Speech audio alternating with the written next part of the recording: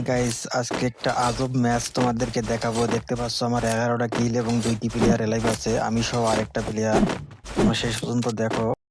প্লেয়ারটা কিন্তু সেফ জোনে নেই, তার মানে সে জোনের বাইরে আছে। আর এই জোনে এতক্ষণ থাকা মানে অসম্ভব ব্যাপার। বর্তমান 4টার বেশি সুপার মেডিকিট দেয় না, এটা সবাই জানো।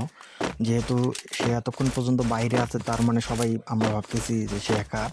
আর যেহেতু সে হ্যাকার, তাহলে তার সঙ্গে কি বুয়াটা নিতে পারবো?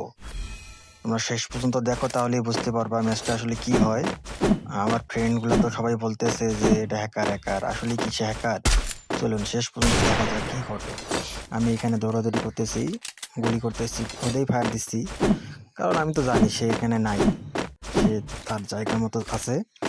দেখি শেষ পর্যন্ত বুয়ে কি নিতে পারবো, দেখা যাক কি হয়। আচ্ছা, আমার ভিডিও কে কে কোথা থেকে দেখতেছো একটু কমেন্টে বইলা যাবা।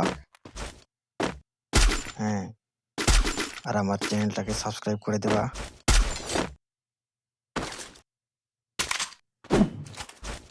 সবাই ভিডিওতে লাইক করে দিও। দেখি বুঝে নিতে পারবো কি,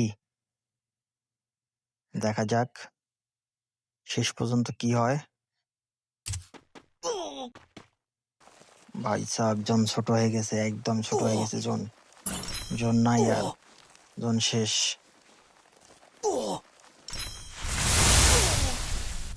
এই জনের মধ্যে আমি মেডিকিট করে কুল পাইলাম না।